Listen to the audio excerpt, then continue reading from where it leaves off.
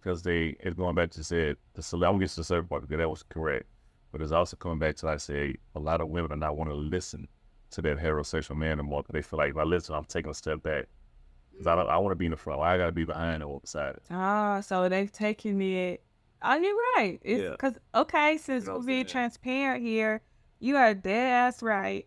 Because I'm in a relationship and I have like that strong, independent black woman in the front. I'm doing this, I'm doing that, and I never really gave him a voice at times because I'm so used to just whatever.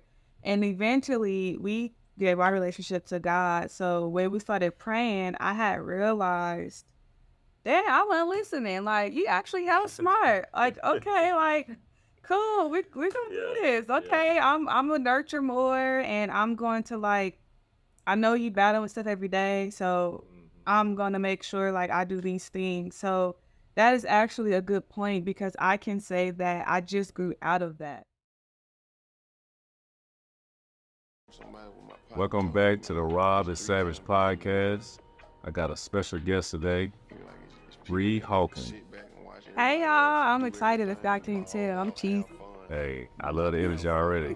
For real, for real.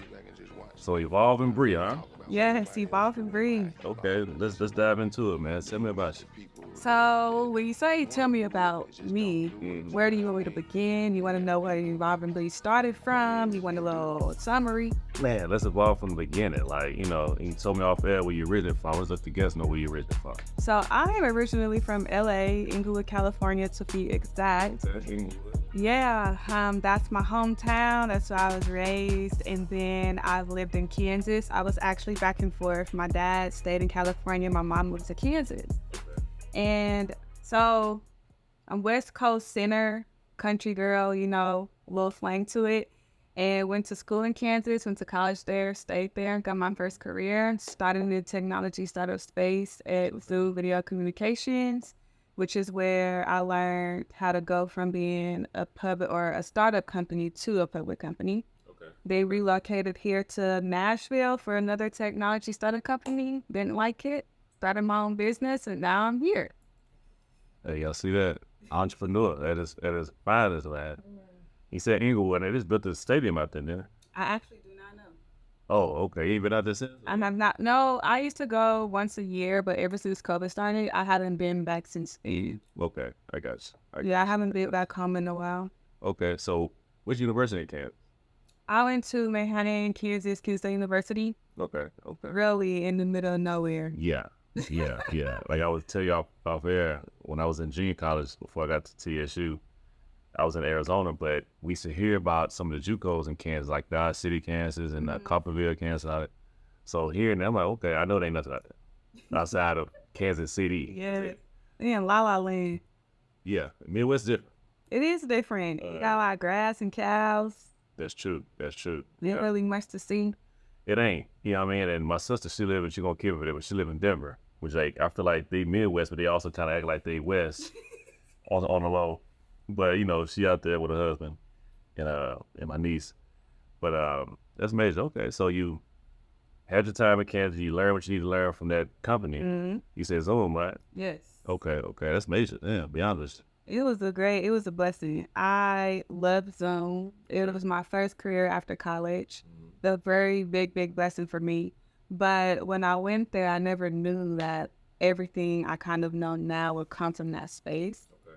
So when I first went there, I was a bit confused because I didn't even have the experience to get the job. I didn't even know I applied for the job. I applied for like over 200 jobs on Indeed.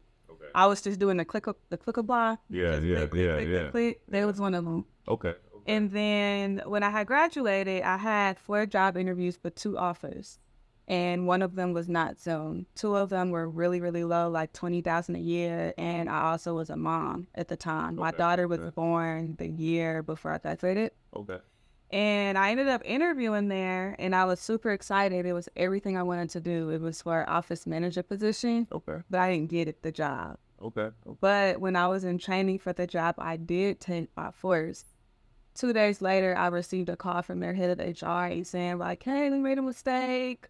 actually really want you. We know you don't have the experience, but your personality is everything. That's cute. Black girl magic. Black girl magic. And based off of my interview, they just saw that I was a go-getter. Okay. So they hired me, gave me an opportunity. They doubled my salary that I had from the previous job. Okay. They gave me stock options, and they flew me to San Jose to training.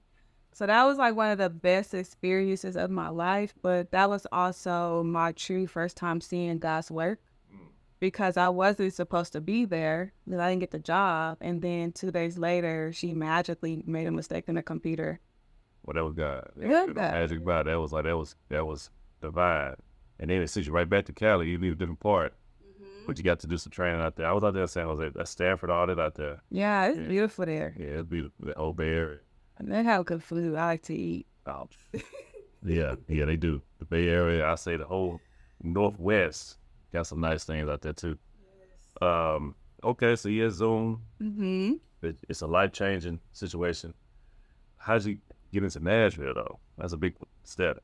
So I was at Zoom for 3 years. Okay. And I followed my spirit, right? So one day I just woke up and I didn't feel that Zoom was in alignment with me anymore. Okay. And I like tried to battle that every day because I was comfortable. I didn't want to leave. I was making great money. I was killing it in the company. Like I was top dog for sure. I'm gonna say that. No, that's it. Talking shit. But I just felt like it was time for me to grow. Okay. So you asked about Evolving Bri. Evolving Bri is actually who I am. It's not just my Instagram name, but I believe in evolving every single day. So I take intentional steps every day to evolve myself so I can become the best version of me. So at that moment, I wasn't being my best self because I was comfortable. So I went into a deep job search, and I didn't know what was going to happen because that was my first job. But once again, another story with God. I never applied for the job that I got here. The recruiter found me on LinkedIn. It was like, hey, we noticed you're at Zoom. We would love to work with you or interview you. We have this position to an EA for the CEO. Mm-hmm. And I wanted to be an EA to the CEO. So I thought it was too good to be true because that was also around a time where people were scamming on LinkedIn and doing like all the fake job stuff. Yeah. But I took the interview anyway, and they ended up wanting to give me the job. I was hired in like 7 days. So I was able to let them know, put my 2 weeks in, and I was worried at the time about relocating because my finances wasn't the best yet. I got you. They paid for me to move here. Mm-hmm. They paid for like my car, me to put my daughter in daycare. They paid for me to even bring my stuff here. They paid for my first month's rent. It was crazy. So they gave me like a big relocation stipend to be able to cover the cost for everything I needed to get here. Okay. And that's how I got to Nashville. I never in a million years thought I would be here. I didn't know nothing about Nashville. I thought it was just a country town. Right. But I didn't know that Nashville was full of so much beauty. And I had a cousin here. So my cousin, I visited here in July, and she told me in July you should move here. I'm like, I'm not moving here. But then as soon as that day happened, is when like my spirit started to change. Mm-hmm. And then I ended up moving here that same year in October. That's how fast it happened. Yeah, that's quick. It was quick. That's quick. Wow. Yeah. Wow, man. It was crazy. That is inspirational though. You going off a leap of faith, and just how things align for you. Yeah. LinkedIn, I know it was a big time scamming thing going on with that. So that's already a risk that you're taking. But you took it and boom, here you go.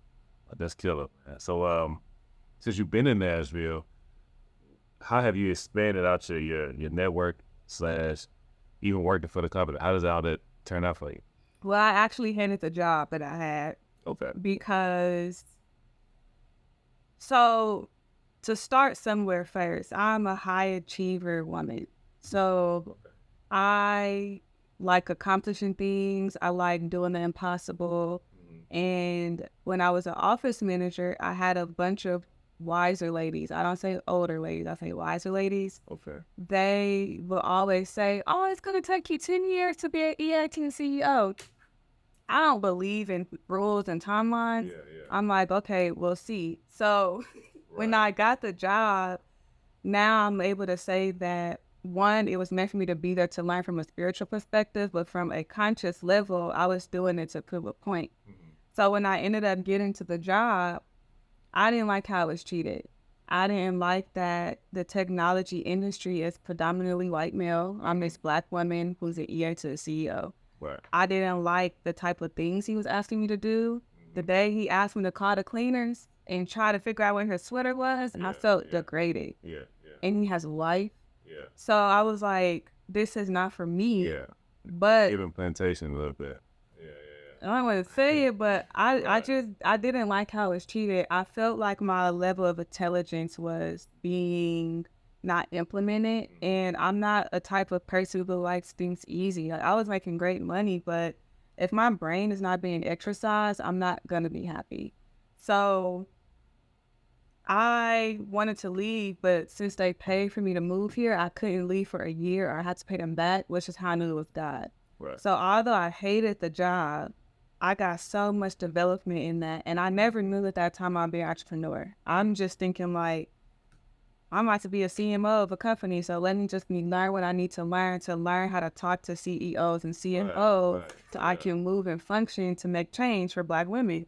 So that's what got me through that year, because I'm like, okay, leaders go through hard times, so this must be a hard time for me to be able to serve other people in the future. And I ended up getting another job offer as an employee engagement manager. Once again, I'm a hop achiever. So around this time, I was like big on manifesting and subconscious mindsets, neuroscience, things like that. So I studied how the mind works and how it produces. So I challenged myself to say, I've never done HR before. I wonder if I can get an HR job. Yeah. I got the HR job. Okay. I didn't like it. Then I'm sitting there like, why am I getting everything I want, but I'm not happy? Went into a very big, deep depression. And then that's when I turned to God and was like, well, you got to figure something out, because this cannot be what life should feel like. Like, it just doesn't make sense. Why do I have money? Why am I successful? Why am I making all these changes, but I'm not happy in my heart? And then that's when I was guided to leave the job, scared, because I come from humble beginnings. So having security and stability are very important to me, because I didn't experience that growing up. So I'm like, you crazy, or I'm not about to just leave my job. And the whole time I didn't know things are mapped out for me. So that's when pandemic happened, and the stock market dropped, but Zoom shot up. And remember, I told you Zoom gave me all them shares. They gave me 2,000 shares. I bought the shares at 70 cents. Stock market hit at 500 a share. So at that time, I'm being told to leave my job. I'm nervous. Like, I don't really know what you're talking about. I can't do that. I have a daughter. I'm a single mom. Like, I'm in a new state. I have no family here but one cousin. And then that happened. So I was able to pause my life and prepare everything. Like, I diversified those funds, bought my house, put a big down payment so my mortgage is super cheap, so that way I ain't got to worry. But I was able to take a sabbatical, which is not something that's really common in our community. Not at all. But I traveled the world for a whole summer. I went to Dubai by myself, Egypt, Tulum, Turkey, Greece, just to discover myself and figure out what I like. Because when I was in college, I realized that I used to be a people pleaser. So I've been living at least 23 years of my life for others. I'm the oldest sibling on both sides of the family. My family looking for me to graduate, make change, be different, do all this cool stuff. And I realized that I never lived for myself. So I took that time to figure me out, discover what I liked. And then that's how I came across Evolving Bri and getting into the content world. And that's how I got there. Here we are. That's a testimony, man. I think a lot of young men and women will love to hear, man, especially how a lot of people can have everything in their hand and it still not be happy. And you was going through that. Yeah. I reached that too in my life, especially when it comes to football and other things. I'm like, man, you got everything, bro. It's like an itch that was still there. Mm-hmm. And I got through that, and I will say I got through it a little slower than you did, but I did finally get back into the church in a sense. Nice. But but I'm like I said, I'm very spiritual. I picked the chain, you know, out there. Now I do want to dive into that because that maybe we can get right back into also with your career. You mentioned something that hit me, man, because I've been to Egypt. Nice. So since you've been there, you know what I mean, I've told Candace this too. My experience might be different to yours or whatever, but I went there and seen some things that got me like, okay, us black folks, we are, let me say this right. It's great. Okay, I got a very big Pharaoh tattoo on my back. Okay. All right, I did that on some pro-black shit. I was just my freshman at pro-black shit. I've always been pro-black, but I was really getting into that. I was like, I gotta give me a Pharaoh. So I got this King Tut tattoo on my back, but I got some different things on it. And but then I go to Egypt, and then I see the hieroglyphs. I see the writings. I had the tour guide tell us what things are saying, and I see also that they ain't like they try to say they were. They actually like our color and darker. Yeah. And that was a good thing. But then I don't know how deep you went into their stuff, but then I found out, okay, now I see why Moses was sent there to get us up out of that. And it gets, it gets wild. Speak on that. When you did travel the world, he said, like you mentioned Dubai, Egypt. Well, what did you see there that had you like, okay, more in tune with your blackness, or what made you just your eyes open up? Wow. So it was such a pivotal moment for me. Mm-hmm. First of all, I'm traveling by myself to all these countries, and before I did that, I've only visited London. Okay. So this was my first time going to these types of countries. I'm the first person in my family to go, even out the country in general. So the fact that I'm even just doing all this by myself was insane at the time. How old was you? I was 27. Okay. 27. I was older, in my late 20s. But the thing about it is, it was when I was heightened. Like, it was when I was in a different level of consciousness. Mm-hmm. So my level of the energetic experience that I had was different when I went to these countries, specifically when I went to Egypt. Like, as soon as I got off the plane, I felt like I have been there before. Candace, I didn't mean to cut you off. I'll be expressing this, not just only Candace, only but others who haven't been there, that they try to talk this Hotep talk to me. I said, but you ain't even been out there.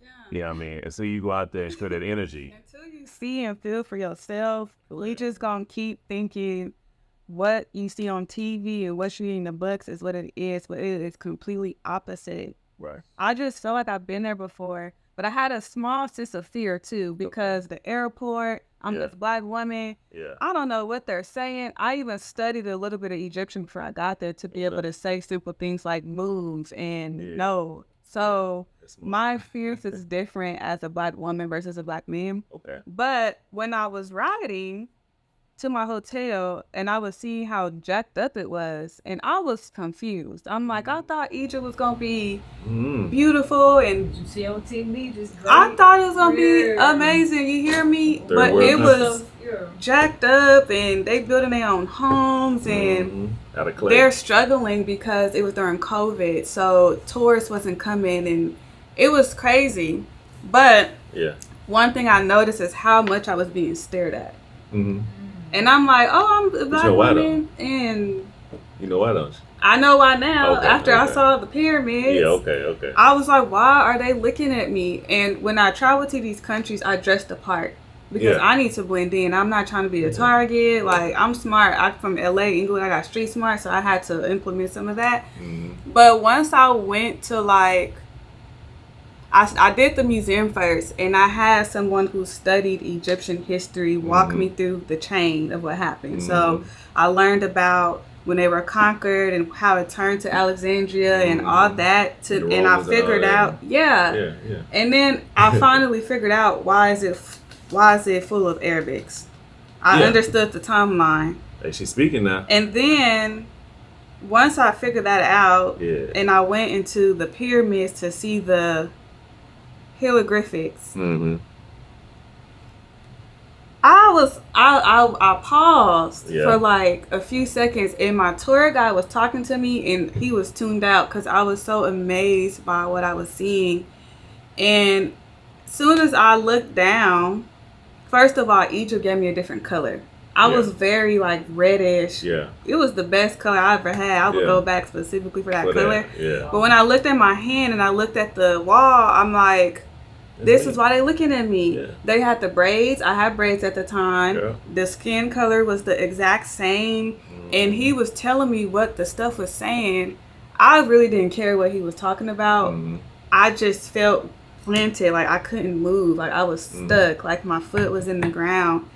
And from that moment on, I had realized we are so much more powerful than what we're being told, what we know. Like this goes beyond anything that I've ever known.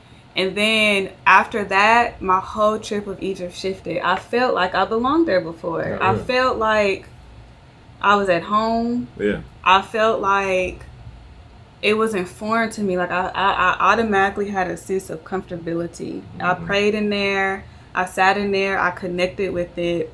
And then I also went into the Nile River and touched the Nile River and did all that stuff. And it just changed my perspective. Like my brain after that peaked. But not only that, I was reading the Bible before that. And when I went there and I'm playing back the stuff I'm reading in the Bible, I'm like, wait a minute, this is that, this is here, this is what they really saying, it's really that. So I started connecting the dots to my own history. Correct. Then when I went to Turkey and I went to Greece, I'm seeing other things that connects. And I'm like, what is happening here? So, Bri, Candace, I'm glad you're hearing this, because how many times I be saying it. So when you, that's the female perspective, especially seeing it. And I know you was like, wow, like this, you know, same thing with the male perspective.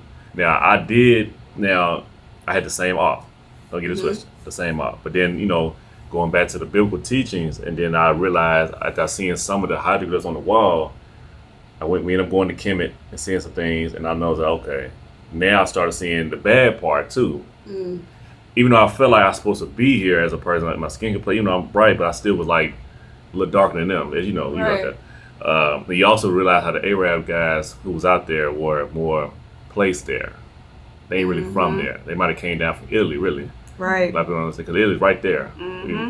We think that it's far away, or Arabia. So I'm out there and I'm seeing the hydrogrid and I'm seeing, okay, this is what he was talking about, the bestiality stuff, or the man should not label man and all that, but a lot of that stuff came with the when the Romans came too, and messed up, brought their culture, and we know who Rome was, and combined it. You know, a lot of people know Cleopatra was mixed, so it's like she was Greek and Egyptian. So I realized that, okay, this is why the Book of Moses, why he had to send him there to get us out of there, because we was getting too indoctrinated in idolism, witchcraft. Like, it was a lot of witchcraft I seen. I'm like, wow. They was cutting bulls off. It was all kinds of stuff. We was like, what was going on with I seen one. They showed where they sacrificed the kids. I'm like, I'm saying that the Roman, I guess, doctrine was already there around that time. The Romans came when they weren't there yet. He wasn't there yet. It was just, that was just what Egypt was doing. That was really just, that was Pharaoh and his niggas doing. I'm talking the nigga way. That was Pharaoh and his homies having control, you feel me, and his family members. Because they kept it in the family. A lot of Pharaoh's wives was his cousin and sister and shit. So, you know, Moses being a stepson to Pharaoh, Ramsey the third, I think, whatever, he changed everything because the daddy took him in like a son, but he really was he was an Egyptian like the people. And he seeing the insight of what's going on, and God gave him that inkling to know, like, okay, I gotta get my people out here, because that's how you know our bloodline is with God. Yeah. I always tell people, being black, I'm gonna say this on air, we already are, we have his bloodline. That doesn't mean that we should heaven just off of that part. Right. You got the spiritual realm and the physical realm. We're good on the physical, because that's part, but the spiritual side is what we all have to get up on. Because that's why even he'll still take a Roman or a Gentile or whatever Asian if they accept him as the Lord and Savior, but you have to accept him. But going out there, you see it. I want to go to Jerusalem, because I heard that's even more of an experience. I do too. They said that's really bad. Yeah, they say your whole body changed out there. Yeah, they say it's like a holy. Dang, let me go out there and get a Yeah, and it's strict too. Like you can't. Is there certain things you can only wear? But Egypt, Ethiopia also. I meant to say that. So I don't know if you got to go to chance to go to Ethiopia. I didn't. That's where the first church was at, Christian church. Now they don't tell us that in school. You know what I'm saying? Because to be honest with you, the Bible talks about the Ethiopians, but they don't call them Ethiopians. They call them the Cushites. That's their real name. See that whoever got into the Bible and changed these names around is why we don't know who is who. Right. The Edomites, all this stuff. These the Gentiles. To be honest with you, the Gentiles are whites, Asians. Who's not really black. The Cushites was the Ethiopians. The Canaanites was some of those white boys that was coming from the Caucasus Mountains, and also descendants of Cain. Like it's once you read the book and then you go out there, it's different. Hey, you're like, man, what is going on? It changes your perspective on the Bible in general. Yeah. Big time. But I'm gonna give you one more place that you need to go when you get back on your career. I want y'all to go to South America because we was out there too. Them Aztecs is a little bit of us too. You understand something? I think, to me personally, you said you mentioned the Nile River, I think that before the flood, all these continents were connected. After the floods, when shit resided, but the scientists try to make it say it was 1 million years ago. Right. I ain't believing that. I think the Earth is really like 10,000 years old, the most. If you want to be factual, I think scientists want to make you think it's 1 million years so they can discredit the Bible. But if you look at South America and look at Africa, it's like a puzzle. If y'all get a chance to look at it, it's supposed to connect. But and then also, right, I thought that, not thinking, but I thought that if you go from Europe or Africa to get to South America, it'd be a far ride. No, it's closer to get to South America from Africa than it is the United States. It's close. Very good. It's also little islands in between. Yeah. They don't teach that shit in school, you know what I mean? Until you go travel. But put that on your bucket list. Go to the Mayan, all that stuff. You're going to see how we was out there too, but they was bullshit too. Just because we was out there don't mean we were doing always good. To be honest with you. No, it says in the Bible too, like how many times we kept messing up over and over and over and over again. Kept messing up. We messed up even after Moses got us. We messed up because when we got free in the wilderness for 40 years, we started worshiping the golden calf. The cow, he up there chopping it up, and they down there doing whatever they supposed to. And you know what that 40? You know where they was at? Where they landed at? No. So to them 40 years to their wilderness, do you know where they was at? Where they ended up at? Mm-mm. All right, when y'all get a chance, y'all go home, look up this place called Negro Land. You ever heard of that? Nope. Negro Land is in West Africa, kind of right outside of the Congo. So they traveled from Egypt, came on down to the west. That's where they ended up at, for real? In Negro Land. Oh, no. Here's the thing. But we still was bullshit. Yeah. So that's why that whole, in a sense, why black was a punishment. If you go, so you fast forward maybe like 300 years, 400 years from that situation, we in Negro Land area. And Is that called Goshen or something like that? It might be. I had to check. Well, Africa is set up in different boroughs. You got the Gold Coast. Yeah. You got the Ivory Coast. Yeah. And then at that time, the Negro Land area was called the Slave Coast. That's why when the Europeans came over, they went to the Slave Coast to get the slaves. Most of the slaves come from the West. But, they always throw it, well, the Africans sold it. Now, it really was. The Europeans came to the Ethiopians and the Somalians first. And they said, no, don't get us. They the ones cursed, go get them. That's why they did that. Like, I'm deep on this shit. But y'all get a chance, look up this video on YouTube called Negro Land. It's by a pastor named Stephen Darby. It's going to change him. He was like, wow. Especially since you've been out there. You like, man, I was just there. I know what Yeah, that's exactly how I go back. I was just there. I got to go back. I want to go back with the new refined way of thinking that I have, because I would love to do Egypt and Africa, or like Nigeria, Ethiopia, and just do like a whole spiritual type of travel thing. I mean, it's a lot of stuff is right in our face, y'all. Even the word, the N word. I don't look at it as a bad word no more, but it's because of some knowledge. But it's the reason why that word is said. I think that my personal belief, I think that word is derived because when those Europeans came over to Africa, to the west, the slave coast, the Niger River was already right there. I think that was just them trying to say the word and have bad slang. Yeah. So when we got over here in the United States, they remember there was some black folks who was in that, around that river area. Oh, those some niggas. That's really white folks not know how to say it. It's supposed to be Niger or Niggas, but Yes, I go all day on this, but back on, man. So you I'm gonna say I want to ask you this real quick. okay? So how did you get to this level of conscious awareness where you are at today, and just how are you able to like let your spirit like lead you in a sense? Because I know for women that can kind of be challenging in a sense. So or they might know their intuition or spirit might be calling on them, but it's just they're gonna ignore it because of that comfortability and everything. Because I know I kind of have a similar story, just in the corporate world with my job and everything. I know there was on my spirit to do this. Yeah. So I mean, like, how did you gain that awareness? Because I know for me, I know I'm on that journey, and you know, I'm seeing stuff in a different light, very very present. But you know, how did you get on your awareness like that?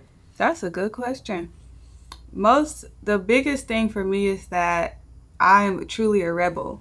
So it came from my ability to want to know more. And I am an intellect, so I started studying. And once I realized that there was only so much that I can do with my own physical being, like there is greater out there, that's what was the kicker to me building my awareness. And then from there, I started to practice more mindfulness. And I didn't practice mindfulness in the way that you hear, like journal and spas and whatever the hell, right? I did mindfulness as in studying the power of my mind. What can I do? What are the brain waves? What is this hemisphere? What is that hemisphere? What is the pineal gland? And once I like start to learn more and more and more and more, I think that science just backs up God's being. So I connected those two along with my experiences, and then I made it a strong need and a want for me to want to be different. I feel like it's hard for anyone, but especially women, to truly become more aware into their higher self if they don't want to do it.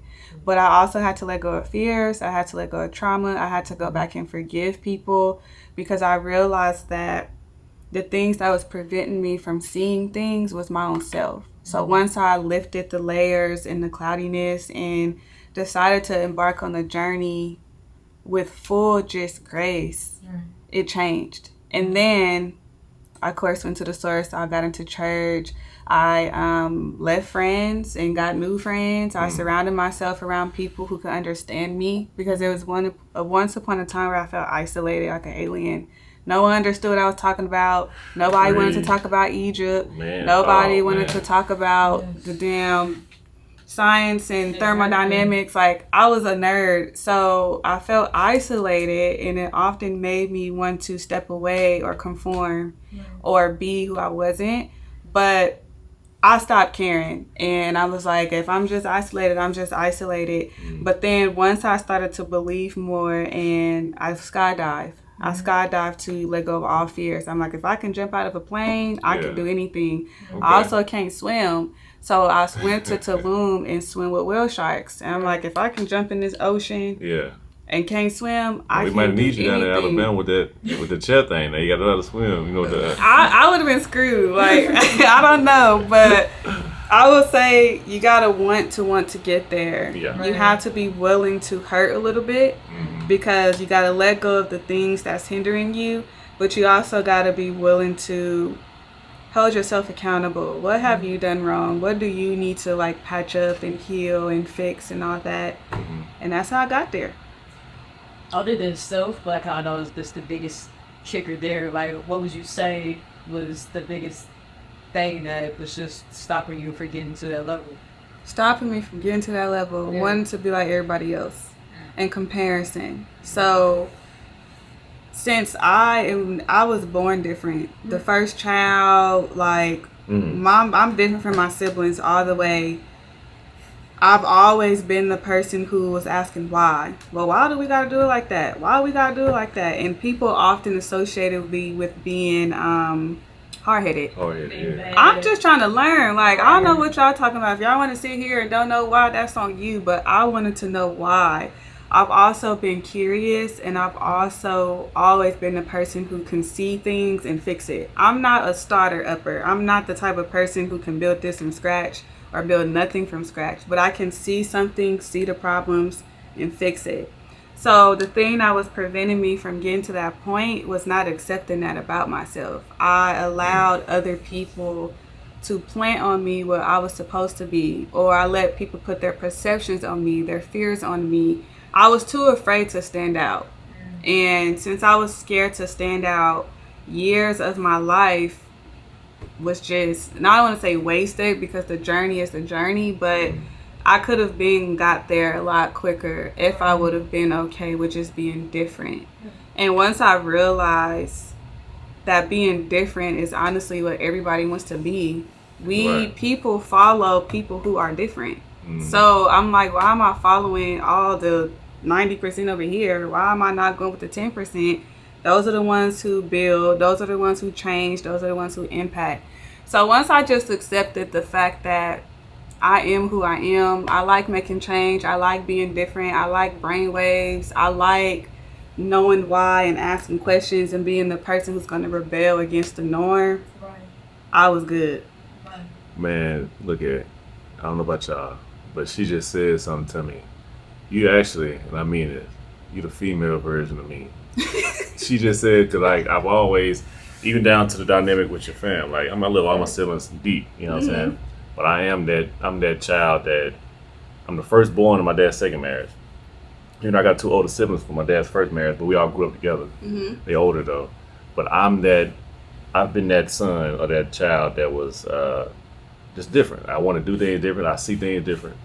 Even when it comes to politics, I can't even discuss certain things with my fam or like on which side I'm on. Like we come down to Biden or Trump. You know, I'm riding with Trump. To be 100 with you. But they don't understand why. I was like, I ain't caring about the. It's the taxes and it's the benefit. Like we gotta look at the true wealth here. Right, and that's where I'm at. But I can't get them. Even though I got an older dad, he's 73, so he's stuck. His mind frame, I do understand his mind frame with white folks. It still comes from a different place because of civil rights. I lost an uncle to civil rights when we got ran over by white men back in 1967. So my dad, he don't hate white people. He's still gonna have that. But yeah, that. Then you said about the Egypt. Oh, I can't even bring up that to people. No, people would look at me like. I was 70. He Dr. Umar Jr. So he did all types of stuff. You know what I mean? So I'm like, I can't. And I actually met him. And we had the same conversation with him. He said, "Bro, yeah." Anyway, so I feel you. We just gotta just keep doing what we do, and people gonna get in line. Yeah. That's wild. Yeah. It's so I ain't saying it's discouraging you, but don't ever let it. Cause we seeing something they ain't seeing. And we are at 10%. But I will say this though, and I mean this, especially just going off of barbershop talk. Like I just left the barbershop today, and the black men right now as a whole, and I'm gonna say this right way, the heterosexual black man, I'll put that there. It is a different reason why I said that. They on the same wavelength of what you talking right now. Really? We just don't have that voice. Right now, the black woman is the leader in our community right now because she got more degrees, more money, boom, boom, boom. So it's like, the heterosexual alpha guy is not being heard because they have thrown the toxic masculinity tag on him. Right. Or that we trying to take y'all women back to slave days or whatever days. We're like, no, that's not the case. We just that we seeing things, but when we speak on it, it's like in a form of attacked. Yeah. And we're looking at the powers that be is really controlling that because they don't want, especially when it comes to black men, they don't want us in the front because that's what they're really scared of. Like I always say to people, if me and you both had the same degree and applied for a job, I'm gonna be honest with you, Bri, I think that when we both accomplished, you're gonna get it before me. And the reason why I say that because if it's a white boss at the top, he's not gonna feel threatened by his job being took by you. He's gonna feel like you, even if you wasn't black, you gonna have a ceiling. He looking at me like, okay, he might take my job, and he gonna be in the way of me trying to talk to these other women at the work. Right. That's a real thing too. You know it is a real thing. So, but we're trying to get that across somewhere. Nah, we still got it hard. I said, y'all do, but don't. Let's not think that it's all. You confuse it. Like, they want y'all in the front right now because if you read the book Art of War, I haven't, but I just bought it. You too. It's going and things that's going on right now in our community. Like, okay, Like even when it comes down to interracial dating, because I'm not with that. Mm-hmm.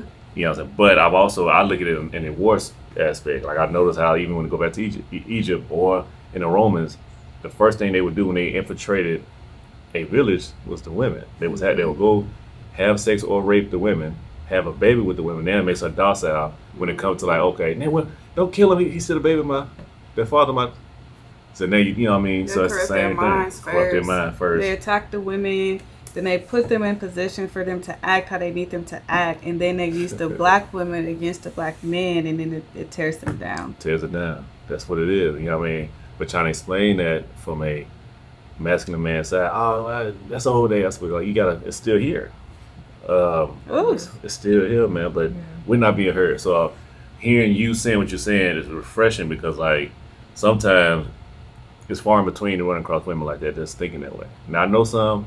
But be honest with you, they'll be that way, and we'll segue this on the spirituality tip. They'll have that part together, but then their form of spirituality to me is a little off. I've said this on Facebook. You tell me if I'm wrong out there.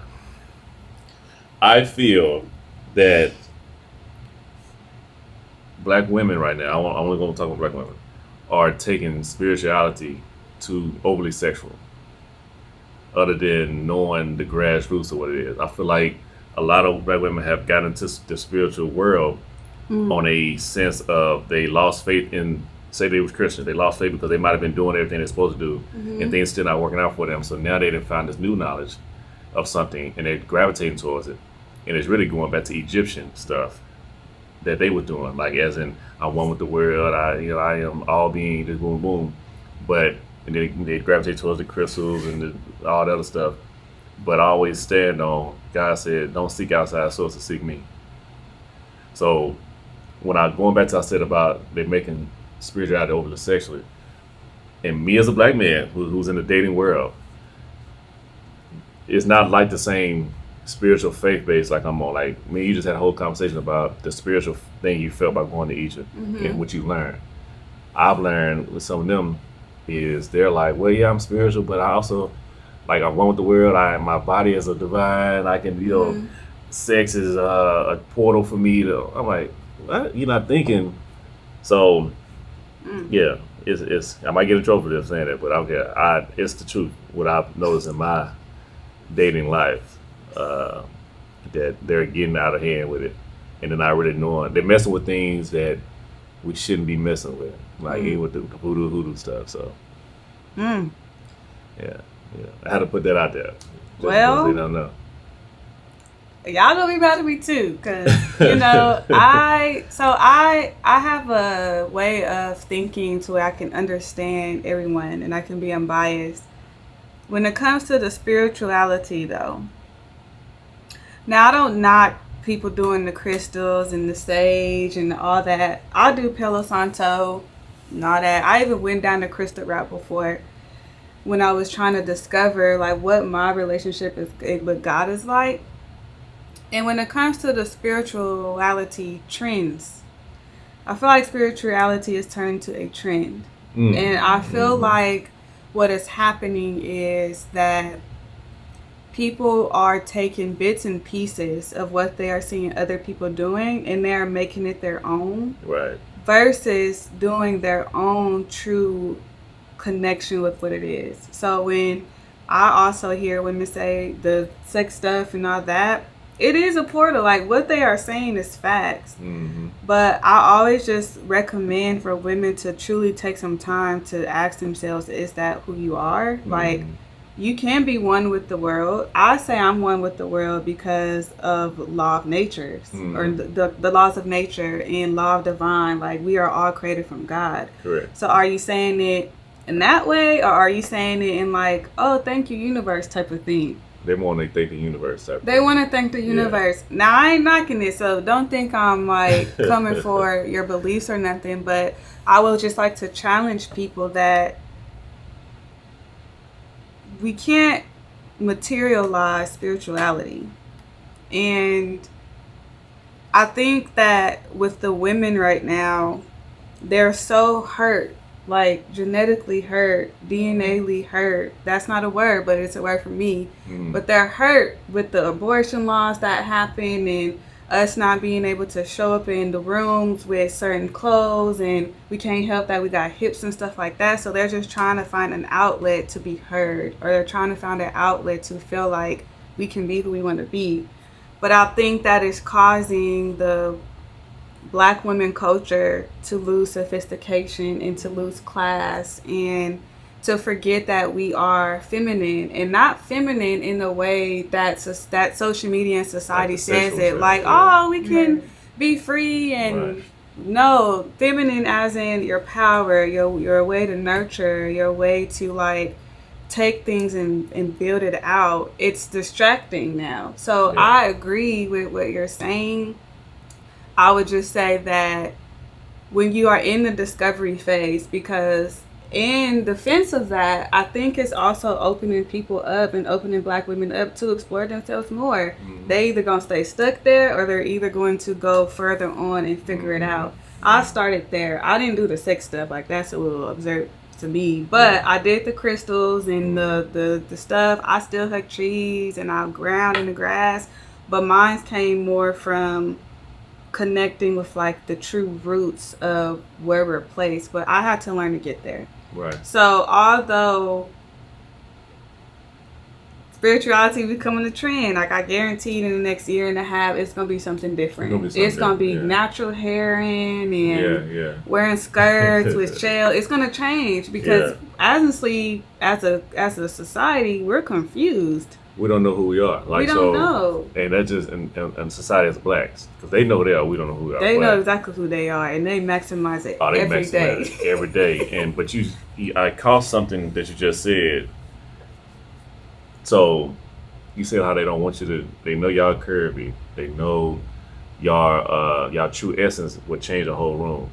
I'm going to say this. That's not the white man doing that. That's the white woman doing that. Because the white man, he want to see you. He want to see that body. I think that's her in the back saying, oh, don't get her. Because at the end of the day, it's always been that rivalry between y'all. Now, I don't know how in the heck y'all got on board with them during the civil rights movement. I mean, I'm sorry, when the civil rights movement was over with and the women's rights movement came in and they wanted y'all help. You know what I'm saying? Because it was really them trying to, they got tired of having desk jobs and all that stuff, and they want to show that I'm a woman, I want to be free. And they seen how y'all was the backbone of the civil rights movement, so they kind of tricked y'all into helping them out with that movement. Because really, in reality, Black women wasn't complaining about Black men in the 60s. In the 60s and 70s. Like, no, they loved them some Black men. You know what I'm saying? But what they did was like, you ain't always got to be a housewife. You can go to school, you can go to college, you don't need no man. You don't need no man thing came in, but they never left their man. They told y'all to leave them. You know what I'm saying? Still like that, and it's still to this day. I always say this, white mothers teach their daughters. Get athletes. When I ain't just that, they'll be like, yeah, go to college, get your degree, but make sure you come home with a husband degree. The Black moms are telling their daughters, go get your, don't need a man, they'll be there. Don't worry about them, you don't need them, they just stressed, they gonna do this. And that has put things, separated us for the last 45, 50 years. So I think that's the hidden thing there, is your white counterpart is like, we can't let it, because they already trying to emulate y'all how they dress. Look at Kim Kardashian. They basically bought them a black body. Yeah. You know, to the point that they got even Black women think their body ain't enough. But y'all always been curvy. You know what I mean? Not everybody gonna be curvy. You know, but that's cool. That doesn't mean every man wants a curvy woman. Right. But society has made us think that that's what it is. So but you bring that up, I said, let me throw that out there, because I think that's really the hidden hand. Yeah. And then to circle back to the spirituality stuff, although it's most definitely shifting, I do think it's a journey of Black women trying to finally take what's theirs back. They're trying to figure themselves out. They're trying to find their new way of, empowerment. And right now, that just may be that space. So maybe there just needs to be other women leaders to actually step up and show them a different way. Because when you think about who we have now, we got celebrities who are conditioning us to think that we gotta mess with men for bags, or Right. Or we have the women who are like super highly achieving, but they lonely as hell and don't have men. So technically, if we want to be real, as the Black women right now, we don't really have many. Because it's going back to you said, I'm going to get to the third part because that was correct. But it's also coming back to, like I say, a lot of women are not want to listen to that heterosexual man anymore because they feel like if I listen, I'm taking a step back. Because I want to be in the front. Why I got to be behind and beside him? Ah, so they've taken it. Oh, you're right. It's because, okay, since we're being transparent here, you are dead ass right. Because I'm in a relationship and I have like that strong, independent Black woman in the front. I'm doing this, I'm doing that. And I never really gave him a voice at times because I'm so used to just whatever. And eventually we gave our relationship to God. So when we started praying, I had realized, damn, I wasn't listening. Like, you actually hella smart. Like, okay, like, cool, we're gonna do this. Okay, I'm gonna nurture more, and I'm going to, like, I know you battling stuff every day, so I'm gonna make sure like I do these things. So that is actually a good point because I can say that I just grew out of that. I love Black men. I was never toxic this and toxic that, but I was the one who was in the front of the line speaking all the time and not allowing them to be heard. But once I recognized that I was just using what I've been conditioned to think, to not give my man a space to be the man, but automatically labeling him, it shifted. So I would say that is an amazing point. That's what we trying to get out. But nobody wants to listen. In the head. It ain't just y'all screwed, but I will say this: it's y'all not screwed, but what it is I don't know how you feel about Kevin Samuels. But Kevin I'm sorry, rest in peace. Rest in peace, Kev. You know what I'm saying? But Kevin, even though it might have seemed so hard how he was saying it, he actually was given the game. It's not. He was mean though. He was mean about it, but I actually did my research on him. He started off talking about us men. He was on our neck for a whole year. Talking about like, if you're a man, if you ain't got $20,000, you shouldn't be in dating or nothing. He was hard, same way. But us men are not emotional reaction. We was hearing it like, okay, let me step my game up then. So when he got hard on the women, it's like, oh, what you mean? But really what he was doing was hitting something that one probably was battling with. And also I watched on the video, if you got 5 kids, and he asks you, what do you give yourself a scale of 1 to 10, and you say, well, I'm a 5, but my ass is fat, so I'm a 9. What do you think he's gonna say to you? But he's right about something he kept saying, that timeline. Y'all are not on the same clock as us when it comes to dating. If you're 30 plus, 34, 35, 36, 40, you can't be, you don't supposed to take anything, but it shouldn't have got to the point where you got to that point when you ain't got no man. Just being honest with you, especially if you're beautiful. What happened was we have put our society has made our women put the career first over a relationship first, and you're supposed to grow together and have this career. You know what I mean? Because then you got women who are 30 plus, who got everything in the world but no man, and then she's stuck in the ways and wondering why now she got these young dudes trying to. Now you're a cougar out of nowhere. Wouldn't expecting that, because now you're like, well, I just want a man to come in and do his thing. He leave. Then you doing this shit all the way till you're 40. Now you really ain't got nothing, because now a guy at the end of the day, he can be 45. As long as he got money in his pocket, he can get him a 25-year-old. That's true. And that explains a lot. While I had a big question last year where a lot of older men were going after younger women. I was a product of that. It was like a year where it was like 45s and 50s trying to date me, and I was so confused. But then I got an older friend who was 42, and he specifically said it's hard to date women around our age or your age because they talk too much, or they don't understand the value of family or love.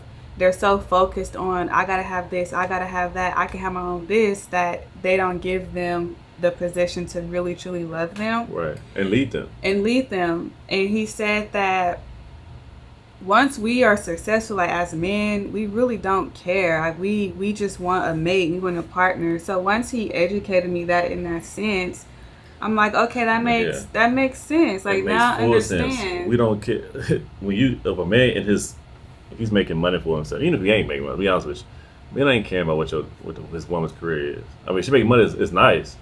He's not. He he wants you to be his peace. And a lot of times, you know, I used to talk down on the older guys sometimes, but I sit back and now I'm 30, I'll be 35 in October. Now I'm like, okay, I see why they was kind of going. I'm like, damn, 'cause they, at least the ones, you can mold them or teach them that they want to be led.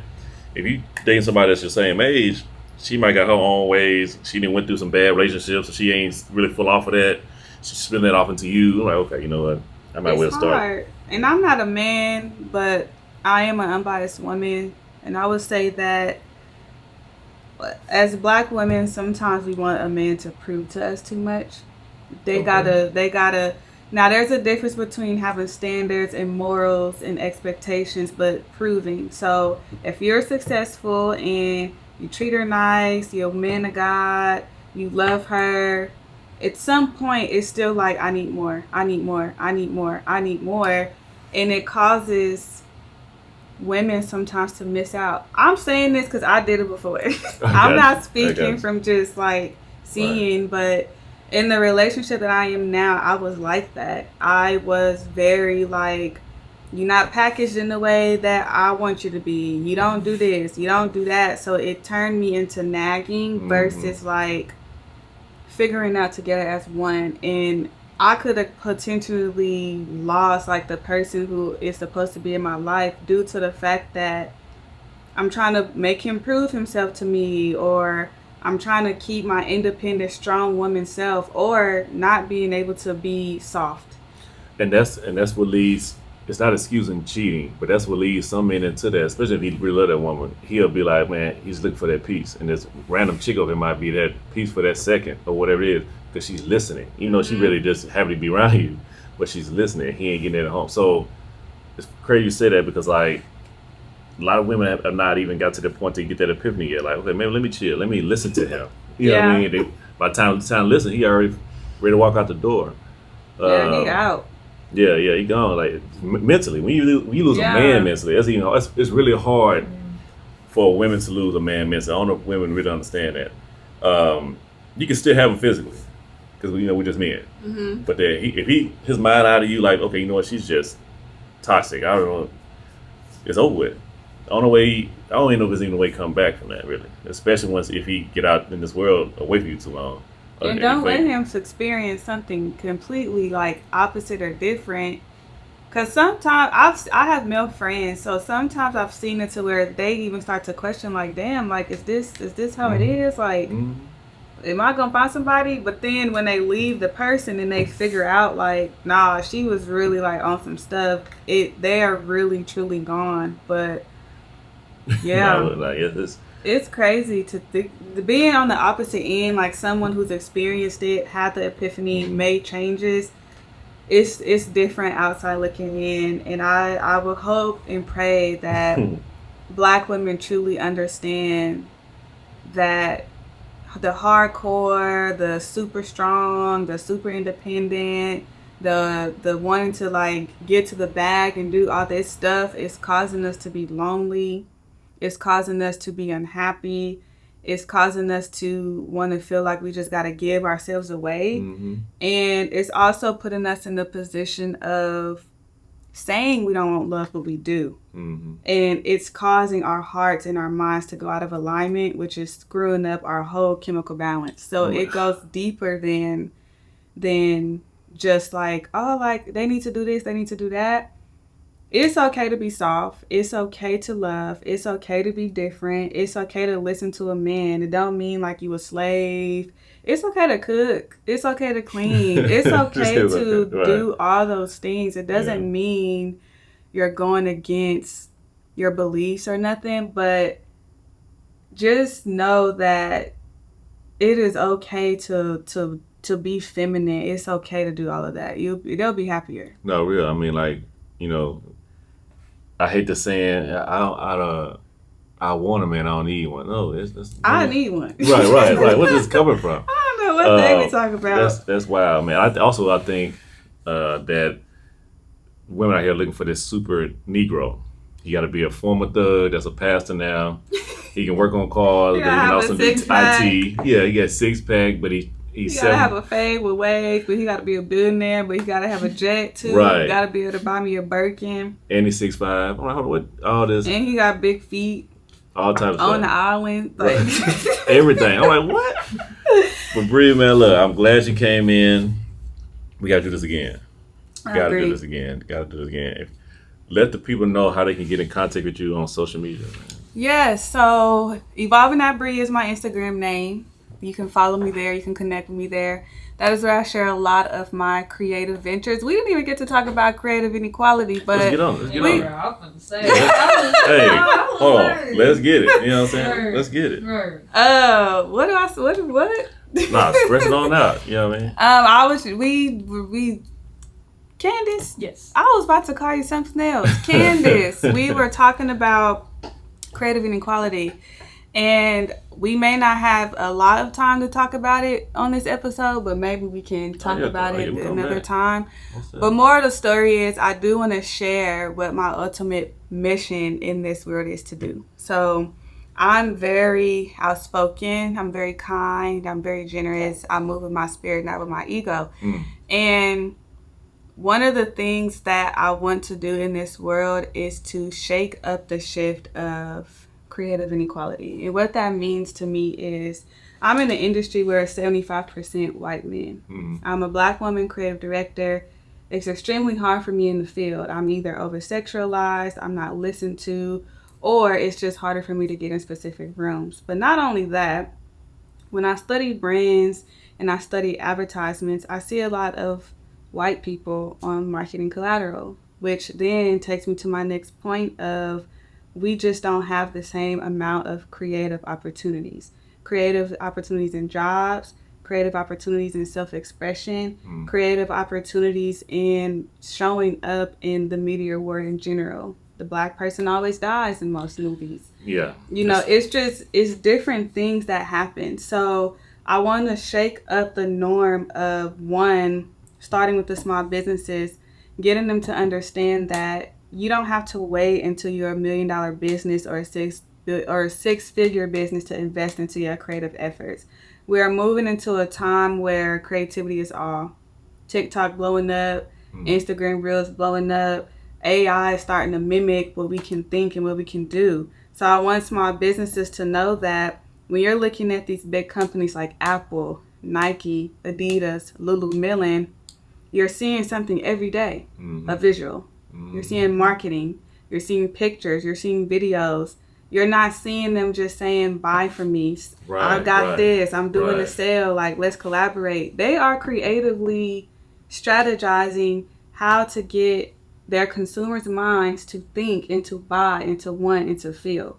So I want that to be taken to the small business too. Not only Black businesses, but y'all know. I want to help them. But it's for all small businesses because 50% of Americans are employed by small businesses. You would think it's the opposite. You would think. But it's not. So if these bigger brands are doing all these creative things, they have the capital for it, the resources, the knowledge, they're going to continue to rise and the small businesses are going to continue to go down.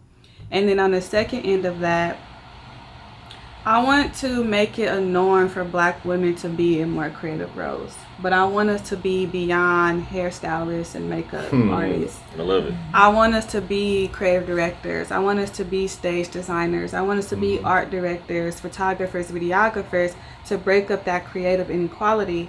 Because once I can help add my layer to that part, we'll see more innovation, we'll see more diversity, we'll see more inclusion. Not just in the workplace, but in the creative space too, with jobs, marketing material, and it just make a better world. Well, I'm glad she even said that because I want that same thing even on the male side. You know, even me being a former athlete, it might sound sacrilegious saying this, but there's other things I had than just picking up a football, basketball, baseball. You know, so I think we need to get into that field as well. Because we're not. Because now I'm a football guy now, but I told you off air, my journey just to make this dream work, I could have probably went another route and still got to where I'm at now. But I chose this football route. Even though it did take me to Arizona, it took me back here, it took me to Seattle, it took me to Carolina. But for my body. I ain't use my mind at all. Think about that. So just imagine if I use my mind how it is now, and don't tell me where I could have been. We put a lot of stress and pressure on our kids to do something that we think society said they should do. Like, if you're a black boy, as soon as I had a son, first thing I admit to it, my son's 6 now. He can play football. Every sport I did, boom, boom. Instead of asking, what do your son want to do? Right. And then granted, I asked him, he still wanted to play sports. He see dad, just old films and all that stuff. But I'm gonna still let him do what he want to do when he get to that age or whatever. But it's really, really hard. I like what you said on the women's side. I will say y'all are ahead of us on that. Even though it is a lot of hairstyles, like you said, but y'all are still trending higher, faster than the men is in our race. They still stuck on that dribble that ball. Yeah, I'm telling you. It is true. So are you trying to fill the gap between still using your physical talents, but let's think too? Or you just gotta use your brain. As in, like, we can. Yesterday we had a great interview with the executive producer, band play of Young Dog. Bro said he's in high school he played sports, but when he chose to go to a tech school to learn how to get on the soundboards and learn how to make music and stuff like that, and just gravitate. I don't know too many black men who have done it. I've always heard black men get into the DJing world late. He went to college. Like, that was major. Yeah. You know what I'm saying? Like, he went to college for DJing? Well, to become a producer, audio engineer. Oh, I'm about to say they got that? Okay, audio engineering. Nice. And killed it. You know what I'm saying? Nice. But I don't know too many black men who I even know some producers or DJs who didn't even go that route at all. I do too. And end up getting into it like at 28, now they want to do it. Yeah. He came out the gate. I said, we need to have more like that. And then look at him, he sold 40 million copies. I think with creative, as I would count that as creative, a creative space. But I think like as soon as people understand that it's okay to combine creativity with intellect, I think it would change a lot. Because if I knew that I could be a creative director in college, I would have studied something different. Well, I'm self-taught, so I'm figuring this out along the way. But I think as soon as we can realize that if you pair your creativity and your ideas and your concept and your vision with smarts or intelligence or knowledge or studying, like, oh boy, he audio engineering and now he doing big things. It's so much more that we can do versus trying to just rebel all the time against what we feel like we should be doing. Like, it is okay to be smart and creative at the same time. Go back to our society norm. Like, when we was, I grew up in the hood. We made fun of the nerd. We made fun of all that. You know what I'm saying? I was a nerd. I got made fun of. And what was weird about me and my little brother, we was like the street nerd. It was kind of, I'm very still, like, as you can tell, on history. But I was kind of suppressing that growing up. Who's the kid then? They always say all type of shit. So I'm like, I couldn't say nothing. Just play football, basketball. You know what I mean? Like, I really want to express. But again, man, we got to do this again. I agree. We got to do this again. I'll be respectful. I know Cam's got another engagement. But yeah, let's get to this. Bye, y'all. Now you can follow me on Instagram, Evolving That Bri. That's where you see all my creative stuff and my journey. And you can follow my company at We Are Demi Rebel on Instagram and just say hi. I'm friendly. I'll say hi back. Stay tuned.